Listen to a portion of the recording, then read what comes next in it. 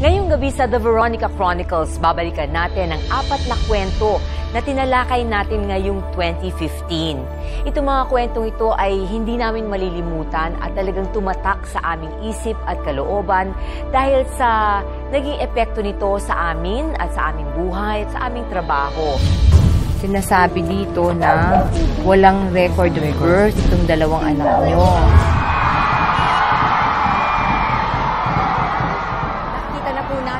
Convoy ng mahal na Santo Papa.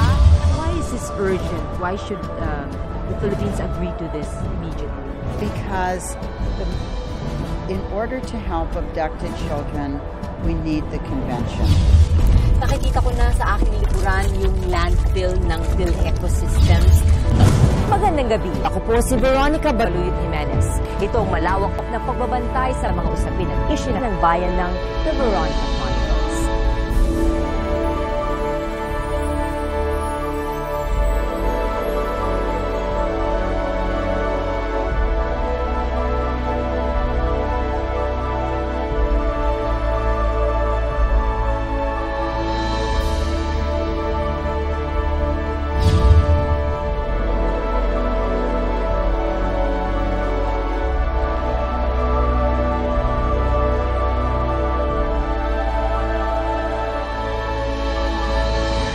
Enero, ginawa namin ang dasal sa Santo Papa dahil dumating si Pope Francis dito sa Pilipinas. At naisip namin, siguro dapat merong tayong isang kwento na pwede nating ikabit dito sa pagbisita ng ating Santo Papa na para maging makabuluhan, para hindi lamang sa atin, pero dun sa ibang mga tao na nanonood sa atin. Sa 5 araw na state and apostolic visit ni Pope Francis sa Pilipinas, 2 beses ko siyang maaaring makita. 2 pagkakataong aking pinanabikan. Bukod sa akin, ito rin ang pagkakataong pinakahihintay ni Nanay Cleofe. Isang dating OFW sa Cyprus si Nanay Cleofe. Pero nang dapuan ng sakit ng apo na si Ashley, 5 taon na ang nakakaraan, hindi na raw siya nagdalawang isip at agad bumalik sa Pilipinas para alagaan ang apo. At sa pagdating ni Pope Francis sa Pilipinas, may natatanging hiling ang apo sa kanyang lola. Isang hiling mula sa isang batang naghahanap ng milagro para sa kanyang karamdaman. Tapos pag pupunta na tayo kay Pope Francis, magwe-wheelchair ka. Tapos ikaw Kate, anong hilingin mo kay Pope Francis, kay Father? Ha? Huwag kang hihiyan. Dito ka. Diba?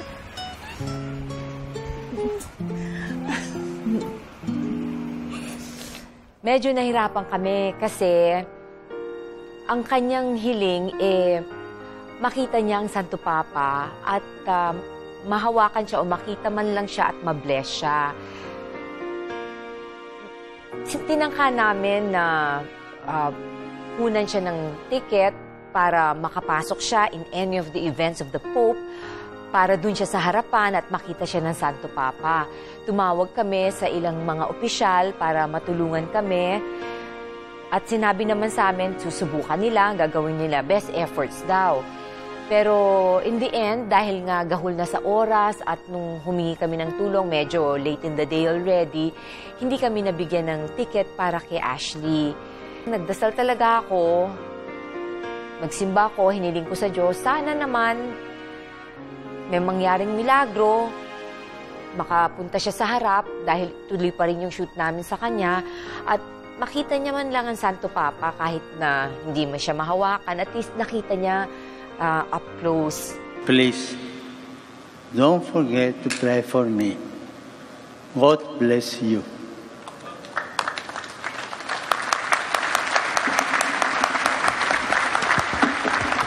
Pero matapos ang misa ni Pope Francis, isang nakangiting Ashley ang sumalubong sa amin. Lumuluha pa ang kanyang lola Cleofe sa kaligayahan ng bumati sa amin.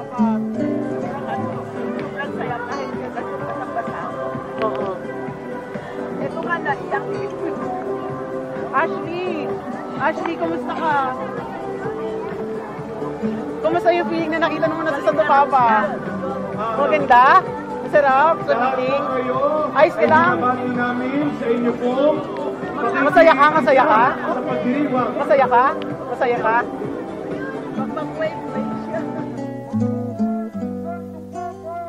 Sa pagkakataong ito, alam naming natupad ni Nanay Cleofe ang pangako sa apo.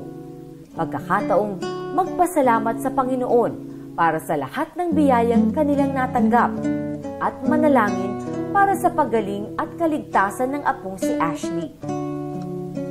Nung nakita siya ng mga tao, yung mga tao namin mismo ang nagtulak sa kanya papunta sa harap, sa luneta.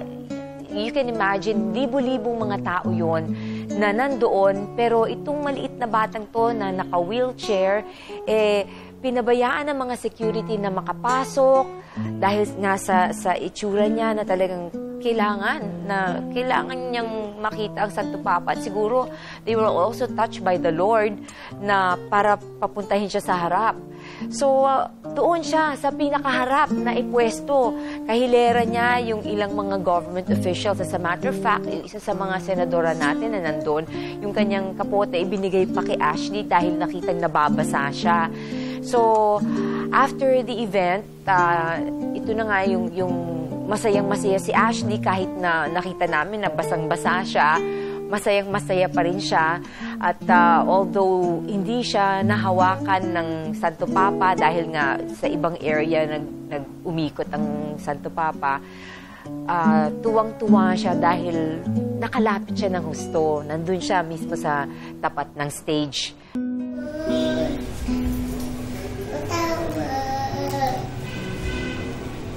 Kapag ko'y makasalanan nilala.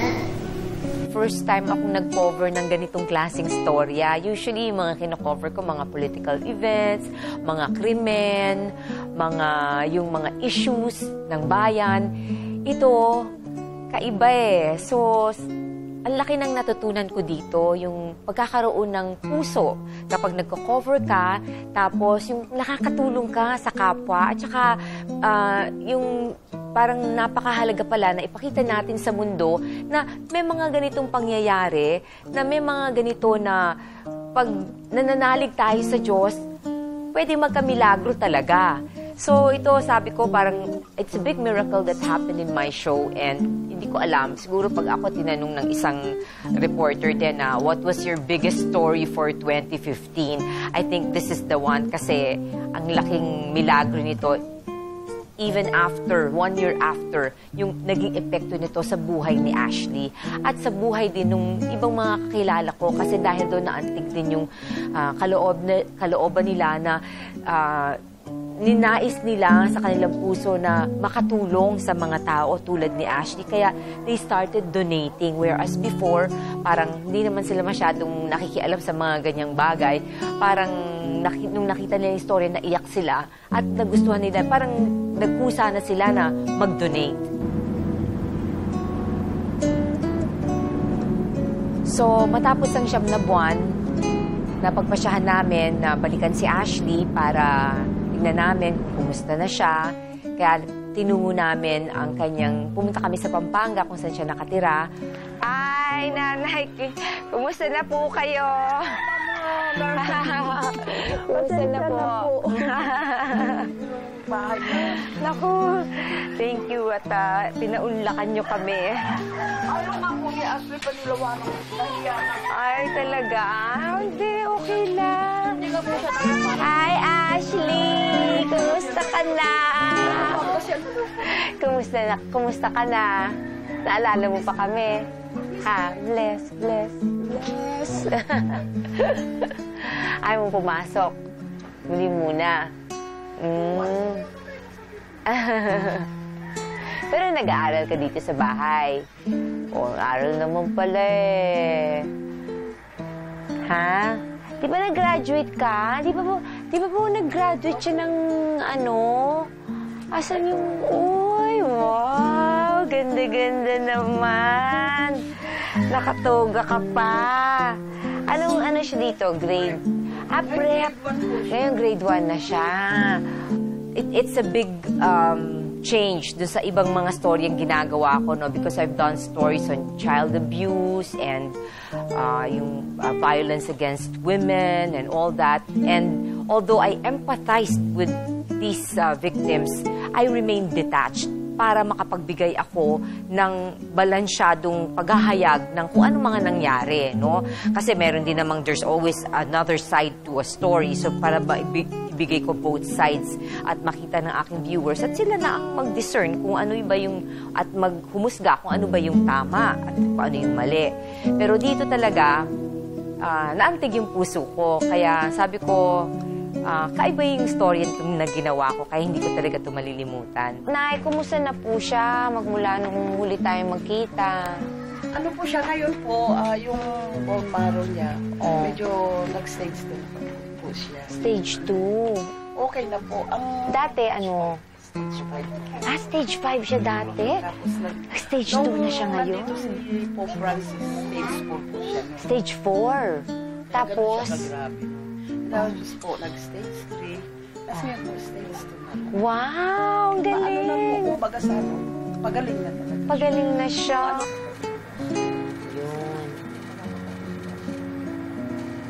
Marami na akong na-cover, pero parang iyak talaga ako dito. Sabay kami ni nanay. Kasi bata ito, nanay din ako, so nararamdaman ko yung nararamdaman niya. Kaya parang, siyempre pa ay namin bitawan yung storya at gusto namin maging aral ito para hindi lang sa mga taong sa aming maming manonood, pero sa amin yung mga journalista magkaroon ng puso sa paggawa ng isang storya.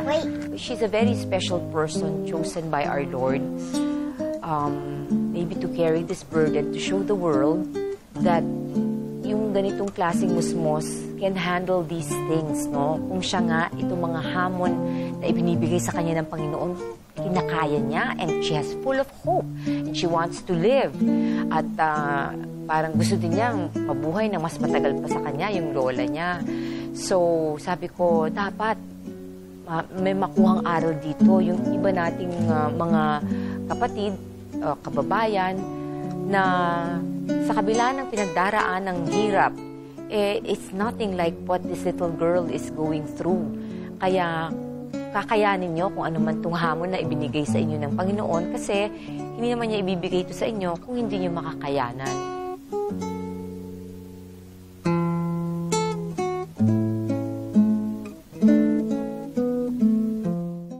Nung napili namin gawin itong Isla sa Siyudad na storya, ang aming ipinupunto lamang nung mga panahong yon ay yung mga kawawang migratory birds na dapat, usually kasi dun sila sa isla na mamahay, no? Pero nung puntahan namin yung isla, nagulat kami kasi hindi lang pala yun ang problema. May mas malaki pang problema doon. Sinasabi nila na pangalawa na to, bago na ito, before that, meron pang landfill na 10 hectares na isinara na dahil puno na. Itong bago ngayon, more or less, mga ganun din kalaki. At kasalukuyan nga na ina-unload yung basura galing sa Vitas Tondo. May mga barges na nagpupunta dito tuwing tanghali at hapon para mag-unload ng basura dito.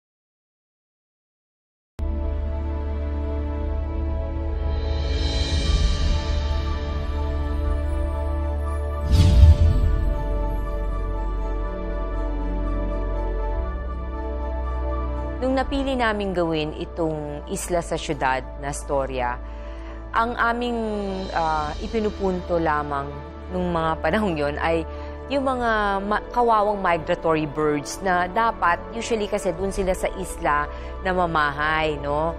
Pero nung puntahan namin yung isla, nagulat kami kasi hindi lang pala yun ang problema. May mas malaki pang problema doon. Pagdaong ng aming bangka sa Sitio Pulo, hinanap ko agad ang bakas ng nooy malaparaisong isla. Ang sagana at luntian nitong paligid, napalitan na ng mga barong-barong at tambak na mga basura.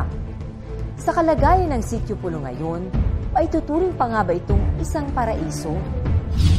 Number one, nakita namin, na-discover namin na ginagawa na talagang tambakan, yung tapunan ng basura.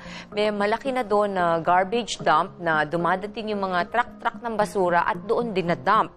At yung mga mangroves na nakapaligid doon, marami ng patay. At yung nakasusulasok yung amoy. At yung mga tao na nakatira doon, hindi ko nga talagang matanto kung paano sila nakaka-survive sa ganung klaseng environment na wala man lamang palikuran.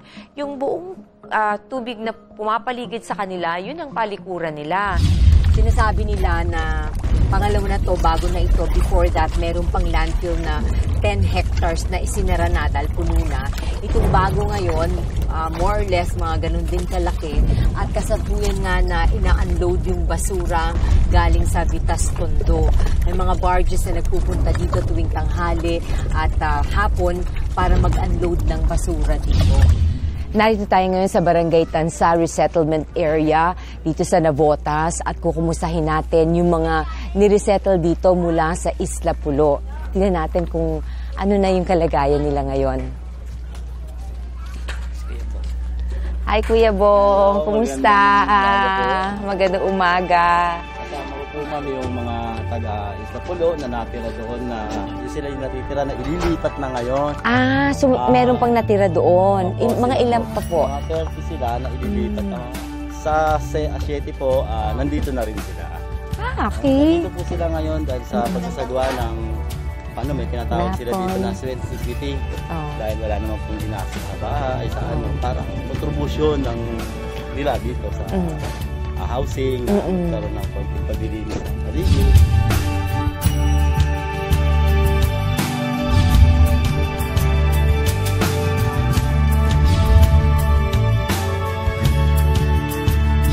So ito yung isa sa mga kalye dito sa resettlement. Mukhang malinis naman itong kahabaan itong kalye dito. At napansin ko, nagtanim pa sila ng mga halaman. Ang ganda. Nagmukhang mas lively yung lugar. Tahimik. Oo, tahimik. Hindi naman nagkakaroon ng krimen dito. Wala naman po. Wala po ganun dito. Wala. Ang inaano nga namin, sinusulong nga ngayon dito na dahil at ibang lugar din galing ang tao na magkaisa sila para mapaayos palalo.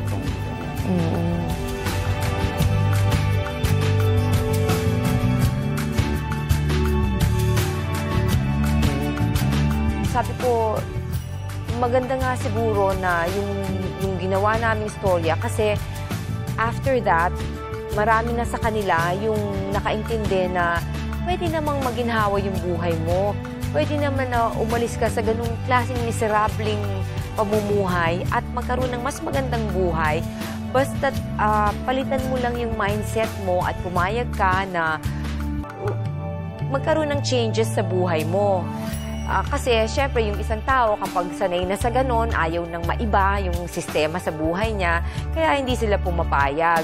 Pero ngayon na nakalipat na sila sa kanilang resettlement area, nakita nila, they saw the light at masaya sila at pati yung mga anak nila maginhawa na rin ng buhay, pagpasok sa paaralan and may savings pa sila kasi yung binabayaran nila na para sa kanilang pagbili ng tubig at sa kuryente, medyo nabawasan dahil nga hindi na sila umiigib ng tubig.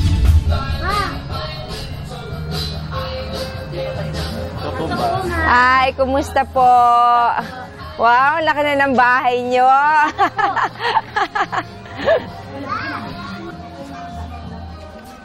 Kumusta na po kayo? Oh, ang laki na ng bahay nyo, maliwalas ha? Ano, kumusta yung pamumuhay dito? Oo, mas gusto niyo dito? Kasi malapit sa eskwela, Oo, hindi na kayo nahirapan dalhin sila? Hindi na po, sila na po nagpupunta na lang doon. Kaya na nila? Oo, malapit lang ba? Malapit na po yung eskwela ni Stan. Oo, ilang minutong lakad? Malapit mga ano lang, kalahati. Kalahating oras, nakakarating na sila. So, kumpara po dati, nung nando kayo sa Isla Pulo, at saka yung ngayon naninirahan kayo dito, ano po yung kaibahan ng buhay nyo? Mas gusto ko po na po dito kasi dito na po yung tubig po. Saan din ako sila yung para igibak po pa na para pong paligo nila. So wala nang igib-igib ngayon. Dito na lang po. Diretso na, pagbukas mo ng faucet, may tubig na. Sa muli naming pagbabalik sa isla, nagulat kami sa laki ng pagbabago. Kakaunti na lamang ang mga residente. Ayon naman sa lokal na pamahalaan ng Navotas, ay maililipat na rin sa mga susunod na araw. Halos nabawasan na rin ang mga basura sa dalampasigan. Senyales na bumubuti na rin ang kalagayan ng mga mangroves na nakatanim sa Isla Pulo. At nito lamang Sabado, naging isang Isla Pulo sa mga lugar na pinagdausan ng International Coastal Cleanup. Daang-daang mga residente, estudyante, NGO at kawani ng pamahalaan ang sabay-sabay na naglinis sa kahabaan ng isla. Siyempre, papasalamat kami sa DNR kasi napili itong pulo. Napakaswerte namin. Kasi kung may imagine natin, itong pulo dati, yung bata pa ako, napakalinis nito, napakaganda nito. At siyempre tayo, pinapangarap din natin na maibalik yung dating ganda nito. Kung maganda nitong yaman na ito sa atin, itong blessing na binigay sa Navotas, meron tayong Isla Pulo. Natutuwa rin kami sa local government ng Navotas na nakita nila itong problemang ito at nagsagawa sila ng resettlement site para sa lahat ng mga tao dito sa isla. At yung nakipagtulungan sila dito sa mga NGOs din para maipaliwanag dito sa mga tao na kailangan na talaga nila na lumipat ng tirahan. Dahil nga responsibilidad din ng local government na tiyakin ang kaligtasan nitong kanilang mga mamamayan. And so makita natin yung pakipagtulungan ng mga mamamayan, ng mga NGO at ng local government, maganda ang naibubunga.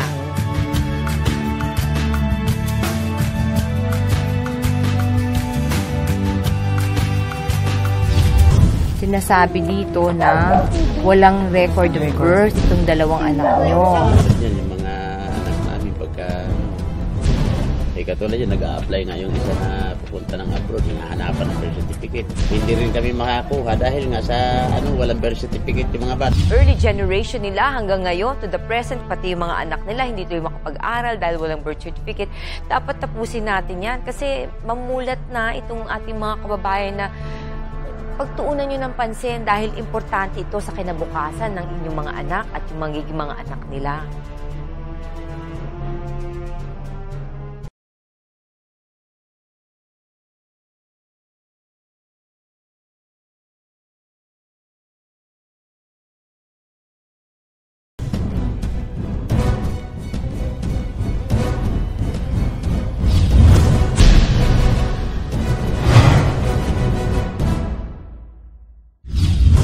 Sinasabi dito na walang record of birth itong dalawang anak nyo. Yan yung mga anak namin pagka katulad yun, nag-a-apply nga yung isa na pupunta ng abroad, yung hanapan ng birth certificate. Hindi rin kami makakuha dahil nga sa walang birth certificate yung mga bata. Ito kasing issue ng hindi pagkakaroon ng birth certificate, nagulat ako dun sa statistics na napakarami pala sa ating mga kababayan ang walang birth certificate.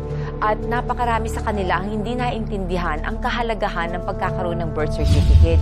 Ayon sa pinakahuling census ng Philippine Statistics Authority o ang dating National Statistics Office, noong 2010, mahigit 70 milyon na ang populasyon ng Pilipinas. Pero sa kabuuang bilang na ito, mahigit 5 milyon ang walang anumang record ng kanilang kapanganakan. Kasi kailangan malaman ng mga tao, parang napansin ko, they're at a loss. ano bang gagawin namin? Paano ba kami kukuha ng birth certificate? Una, kasi wala silang pera, wala silang pamasahe para pumunta sa City Hall para kumuha ng birth certificate. Paano sila matutulungan? At ito yung pagkuha ng birth certificate, yung magbubukas ng pinto para magkaroon sila ng trabaho, masama sila sa programa ng pamahalaan, makakuha sila ng mga benepisyo, makapag-aral kanilang mga anak. So, sabi ko sa sarili ko, you know, this is one of the more important things in life na hindi natin dapat palampasin, na tulungan natin itong mga taong to. Kaya, ginawa namin yung episode. Ito ngayon ang pinoproblema ng ina na si Aling Nora. Binigyan kasi sila ng pamunuan ng eskwelahan ng 1 buwan para isumiti ang birth certificate ng anak na si JJ.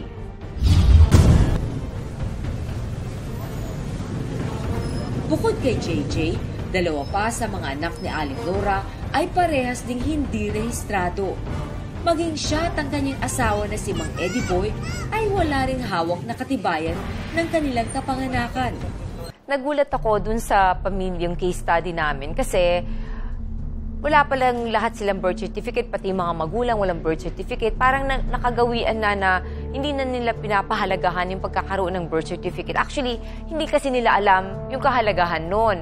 So, sabi ko, this cycle must end. Kasi baka from early generation nila hanggang ngayon to the present, pati yung mga anak nila, hindi tuloy makapag-aral dahil walang birth certificate. Dapat tapusin natin yan kasi mamulat na itong ating mga kababayan na pagtuunan nyo ng pansin dahil importante ito sa kinabukasan ng inyong mga anak at yung magiging mga anak nila. Pumunta po kami dito kasi nais naming humingi ng tulong para sa pamilya Rosales. Kasi yung unang punta ni Aling Nora, no record yung 3 anak niya. Pagkatapos pati sila, wala ring birth certificates. Isa-isang iprinisenta ni Aling Nora ang mga bitbit na dokumento sa local civil registry na nagpapatunay ng araw ng kanilang kapanganakan. Ilang mga identification cards at papeles na sila ang tunay na mga magulang ng mga bata. Oh, Aling Nora, ayun ang inyo! At yun nga, naintindihan nila na meron pala silang karapatan. Karapatan nila na magkaroon ng birth certificate. So, at lahat ng mga anak nila ay may karapatan din na kumuha ng birth certificate. So, kahit na wala kayong pambayad, yun yung natutunan nila, karapatan nilang magkaroon nun. At mabuti naman at merong yung government agencies natin na tumutulong. At kapag talagang walang kakayahan ang tao o ang Pilipino na makabayad nitong processing fee o anumang mga fees na kailangan bayaran, naibibigay na ng libre.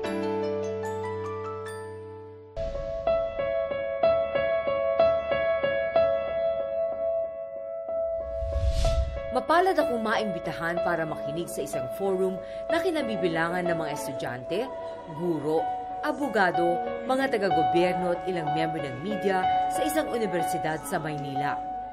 Sa araw na ito, ipaliliwanag ang isang kasunduang sinuportahan ng maraming bansa at estado sa buong mundo na hangaring wakasan ang anumang hindi pagkakasundo ng mga magulang na magkaibang lahi pagdating sa kustodiya ng kanilang mga anak, ang Hague Convention on International Child Abduction. What do you do then in a family situation where this inviolable social institution is falling apart? What happens to the children who were caught in the middle and are basically seen as prize for either parent? Nung una kong narinig itong Hague Convention, medyo parang sabi ko, bago to. Ngayon ko lang ito narinig. So, inalam ko, ano ba talaga ito at paano ito makakatulong sa atin dito sa Pilipinas. At nung napaliwanag sa akin, sabi ko, naku, importante pala ito dahil siguro hindi lang naihahayag sa mga balita na may mga kaso ng yung international child abduction at yung epekto nito sa mga bata na involved sa mga awayan ng magulang. Kaya parang kahit na medyo yung bago itong isyong ito dito sa atin sa Pilipinas, no? At saka hindi pa na-explore ng media din, sabi ko, sige, gawin natin yung storya para makatulong tayo doon sa mga nagiging biktima nitong international child abduction. I was holding my youngest in my arms, and they started to push me towards the van and take the young child out of my arms by force. The officer started to say, "Yes, you will come with us for kidnapping." And we're like, "What?" Now, all of a sudden, the person who has legal documentation and the legal right and the custodian now becomes the kidnapper. How is this even possible? Sinubukan naming makahanap ng mga case studies para yung mga Pilipino na apektado nga nitong international child abduction. Pero walang gusto magsalita.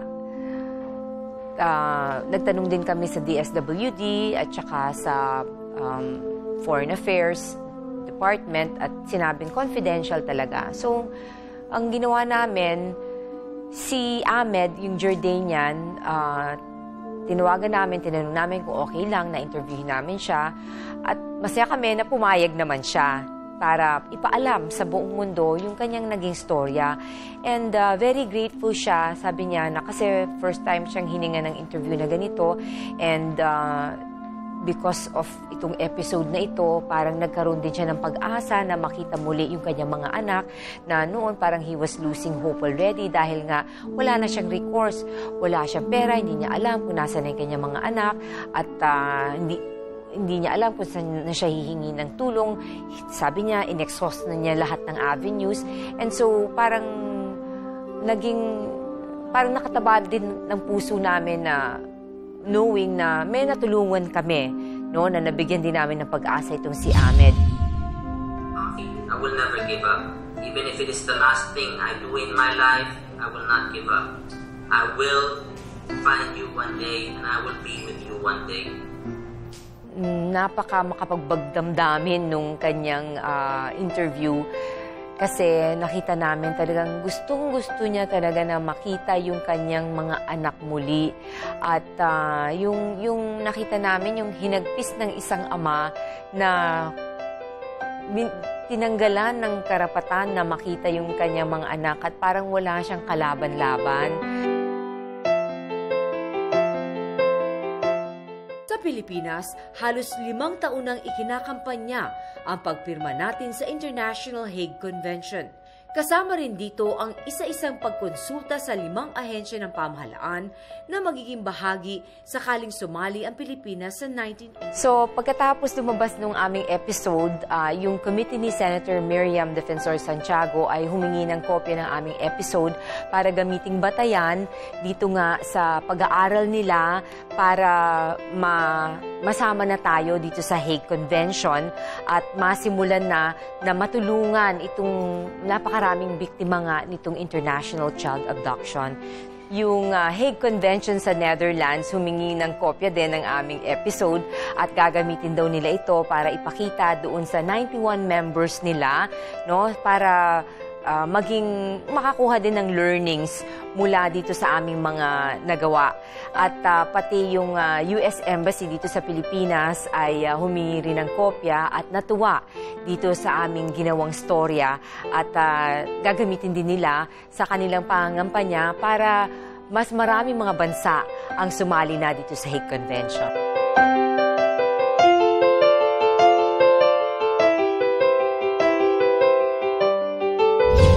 Umasa po kayo na sa mga susunod pa naming mga episode, sa mga susunod na taon, ay mag-iisip pa kami at talagang magpupursige para maihatid sa inyo ang mas makabuluhang mga episodes, programa, mga storya na hindi lang aantig sa inyong damdamin pero siguro matututo din kayo mula din sa amin sa mga nararanasan namin kagaya kami natututo rin.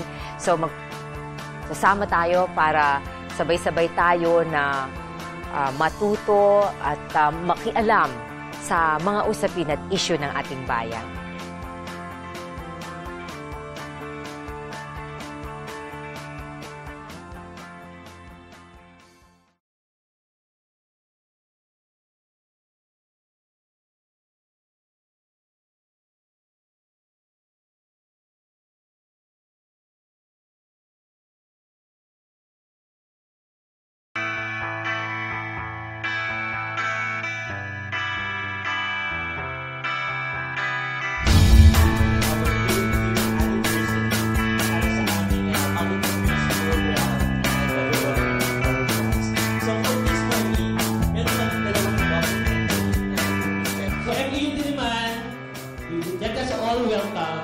host of the Veronica Chronicles, Miss Veronica Baluwo Jimenez.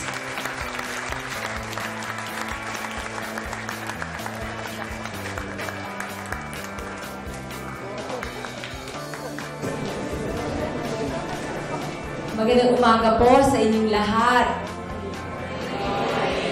I'm really glad to be here. Hangad ng The Veronica Chronicles na bukod sa pagsisiwalat ng mga issue at usapin ng lipunan ay magkaroon ng mga pagbabago, maging mulat sa katotohanan, matuto at makialam ang bawat Pilipino. May mga issue sa eleksyon? Very good! At bilang pasasalamat para sa aming 3 taong anibersaryo, inimbitahan namin ang maglola na sina Ashley at Nanay Cleofe. Ashley is 8 years old. Nag-graduate siya ng prep. Nag-graduate siya ng prep with honors, diba? Ngayon, na she will live. At maging ang pamilya Rosales dito sa FEU Diliman para sa espesyal na araw na ito. Tapos po ng aming episode, nakuha na nila yung kanilang Muling pinanood ng mga mag-aaral ang kwento ng kanilang mga buhay. Na tumayo talaga siya, may dalawang leg. At nagkaroon din ng pagkakataon na makapagtanong mismo sa kanila. Tanong ko lang po, kasi napaka-inspiring po nung story niyo po na pinalabas kanina. Tanong ko lang po, bakit po kayo patuloy na lumalaban pa? Oo, nakita naman ako lumalaban siya. So, ano naman gagawin sa tulad? Sa tulad, tapos mabuhay pa. Nagawa ko ang ibigay sa kanila.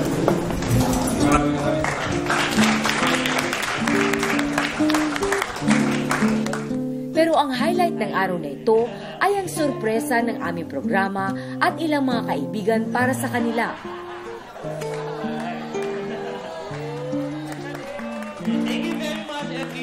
Kapwa nakatanggap sina Ashley at ang magkakapatid na Rosales ng mga libro mula sa Lampara Publishing Company. On behalf of Lampara Publishing House, ang mga reading materials nito ay pinagkakaroon namin kay Ashley. Dahil sa pamamagitan ng reading materials nito, marami kang natutunan para matuparin yung mga pangalan. Gift pack mula sa Glorious Blends Coffee. Sinigurado rin namin na hindi na mamomroblema pa si Nanay Cleofe para sa mga gamot sa sugat ni Ashley dahil sagot na ito ng Isopharma. Yeah, po ng Isopharma, ako si Susan. I give this award to Ashley. At para sa atin ni Ashley na si Kate at sa panganay na anak ni Nanay Nora at Tatay Eddie, ang tig-isang scholarship grant para sa kanilang pag-aaral. Salamat po. In behalf of Intercatholic College, we would like to present this scholarship sa kapatid po ni Ashley.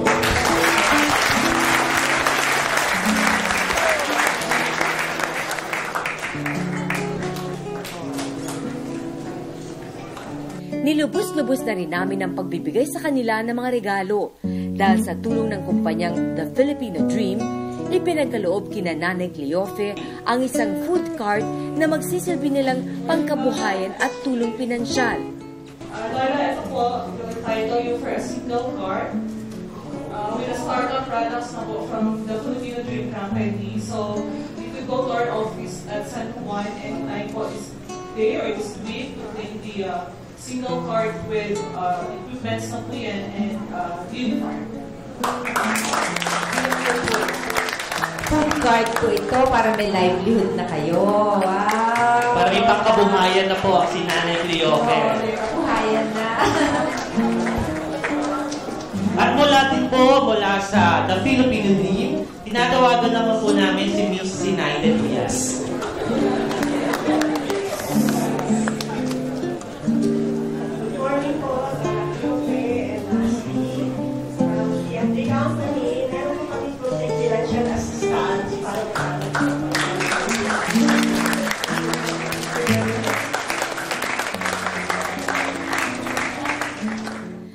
Samantala, hatid naman ng Unitop ang magiging paninda ng Pamilya Rosales para sa kanilang pangarap na sari-sari store. On behalf of Unitop po, we're granting you a 5,000 worth of pangkabuhayan showcase po.